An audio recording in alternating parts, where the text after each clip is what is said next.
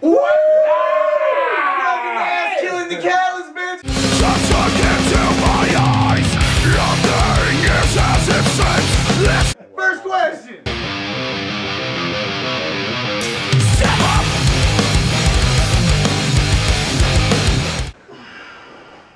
Yeah, we still pretty much feel right. I love this motherfucker, but not in that kind of way. To be quite honest, I love him in that way. What?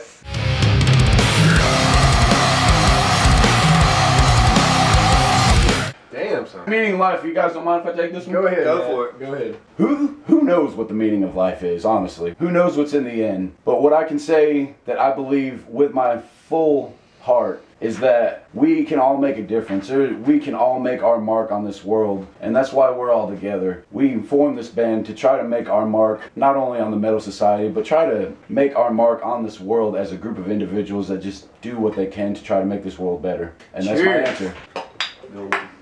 Burning sacrifice my eyes. Sasoy! Moving on.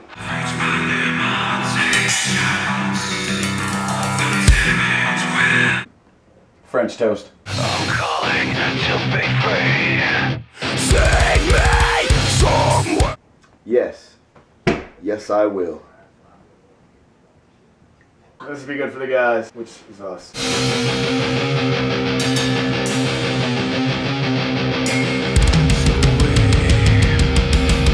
Well, can I tell you a story about Hathaway boxer? They have the tendency to tear in the crotchnal region. The crotches. So therefore, Meredith has come home to see my balls while I was sitting on the couch playing Xbox in my boxers. So yes. Our deepest sympathies go out to Meredith. Time to make a difference. Forced to betray your actions undone by your fear. I'll go first. Mine was an accident, honestly. I was asked to join a band where nobody knew how to play anything whatsoever, and I went from 3 different instruments, and I know not one of those instruments. And finally went to singing. It seemed to be a good fit. Being on stage is the best feeling in the world, and so I really wanted to make it happen. Here, I got one for you. I started pretty much, my cousin played guitar when I was growing up. And he was quite a bit older than me, but he was a role model to me. He took me to buy my first guitar. I bought a Harmony guitar. It looked like a Fender knockoff. The neck was fucking bowed, and you know, it was crazy. I paid $50 for it and an amp. Awesome deal, you know.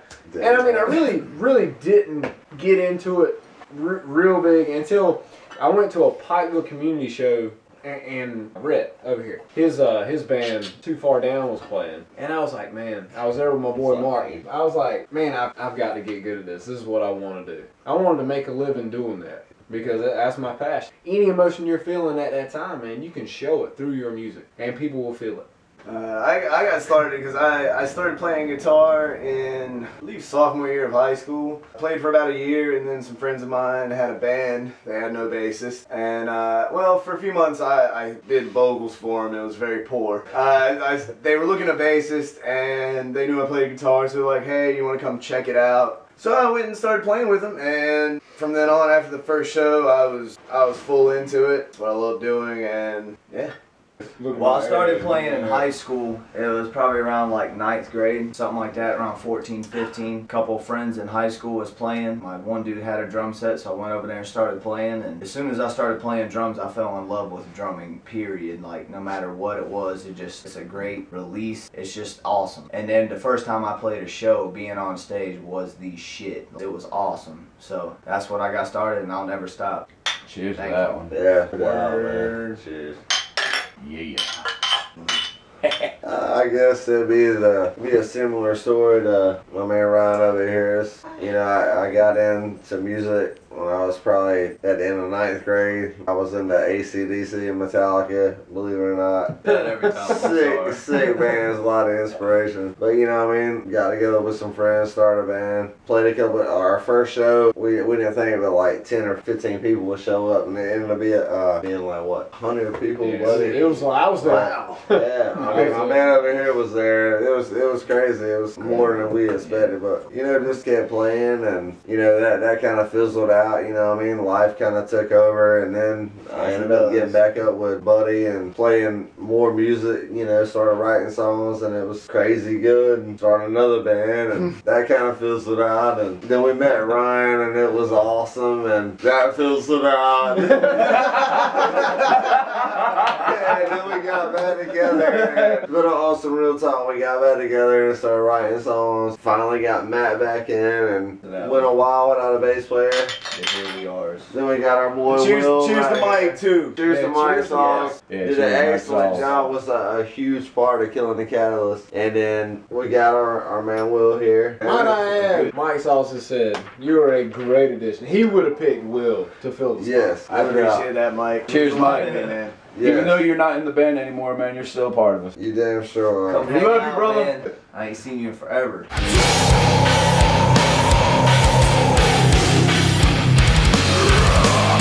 We've lost count.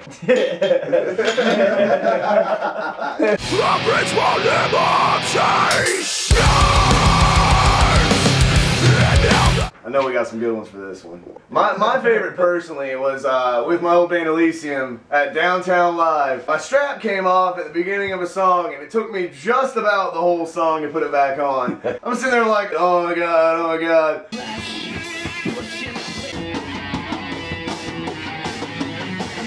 It was terrible, but hey. And now I'm gonna shake my head because you're gonna fill in with the video of me fucking up. I forgot what the fuck I was playing.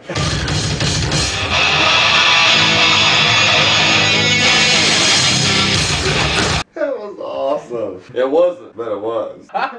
It happens. It happens. That's one of mine for sure. Is start playing the exact wrong song. Perfectly you're wrong. Supposed to be playing. I mean, you'll be playing the song that you mean to be playing perfectly right, but it's not the right song that everybody else is trying to play. And when you start the songs off, it's really kind of hard to catch back up and make shit fit. You know what I mean? Makes things very interesting. Exactly. It's rough. Exactly. Don't drink. Not too much. We like to call that the remix. My worst and greatest moment was playing with a band too far down, and I had bronchitis. It was like our second show. It was playing at the Pikeville shithole, well, Pikeville Community Center, whatever you want to call it. It was like the first two songs, my mic was cut off, and I was already sick, and I was like screaming my ass off. Oh no. And nothing was coming through. Somebody brought me a trash can and brought it right by where I was playing, and like between songs, I was throwing up in the trash can and still playing and shit. I mean, it was, looking back on it, Dude, that's awesome, champion you know? status right there. It's awesome, you know what I mean? It wasn't a little garbage can. It was one of It the was, big yeah, fucking like great- Oscar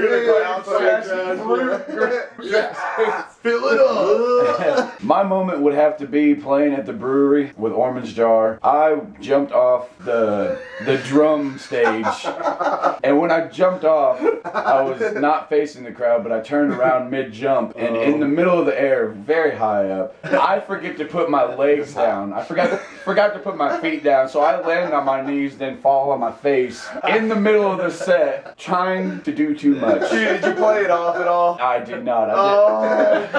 It was terrible. So you just gotta take it in the knee. Were you like in the middle of a scream when you did it? Yes, I was.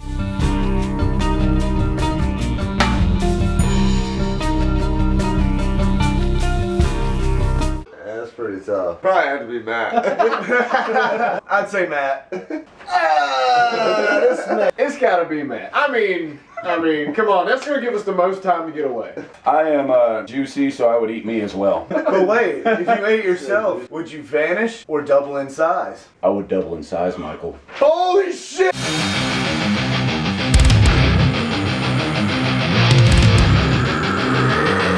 Michael, I actually think you may have been at that show. I'm not 100% sure. We were playing at the Berkeley Cafe. I think I went to the bathroom a good 15 times before we played, and as soon as we got off stage, I went right back. So yes, I have, and no, it is not fun. I got one as well. I ain't to butt in. I was what you call constipated. And we had a show at the Volume 11. I took an X-Lax earlier that day. I thought shit would go okay. Get to the show. I think me and Matt were in side-by-side stalls. This might have been the same show you're talking about. I probably shit about 4 times. Maybe a shark. It was terrible.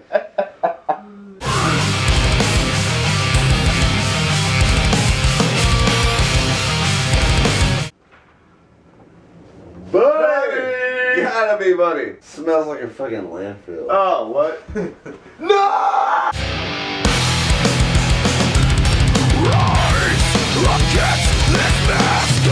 Well, thank you first of all. And thank you so much for the pictures and the video that you've done for us. Yes. We hope, like, sometime soon, or in the next, I don't know, at least 15 years, go on tour. We play with Motley Crue. No. Thank you, but we definitely plan on it. Hopefully it will be soon. We got some good stuff in the works for you.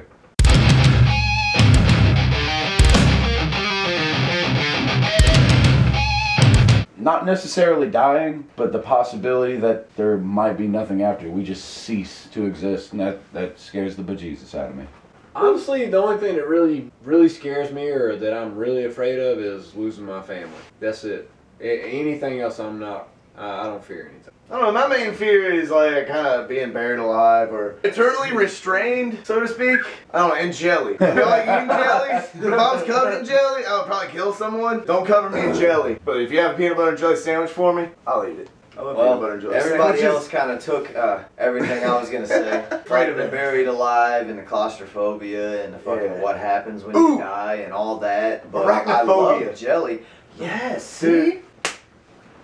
That's why I love these motherfuckers. We're all scared of the same shit. Please don't hurt us. Together.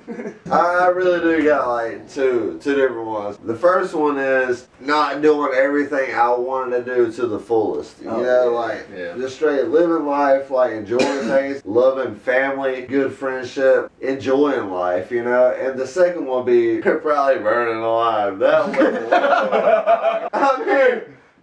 was you probably won't feel anything after a couple of seconds, but those couple of seconds will blow. You'll be like, ah! After a while, you just be like, ah. Only you can prevent people fire. Fuck that. Do not ever burn anybody. You can burn yourself in small places. Beyond the lights, screaming from the I would be a lazy boy recliner because that's where life is good. You relax, leather recliner, nothing else matters. I think I'd like to be a pull-out couch. You can have a lot of people sit on you and, you know, you're comfortable. But if people need to sleep or whatnot, you know, I can pull out and people can sleep on me. I would probably be a chair. Because I can't do just that. And I can't get hit by where this is. My slave ticket.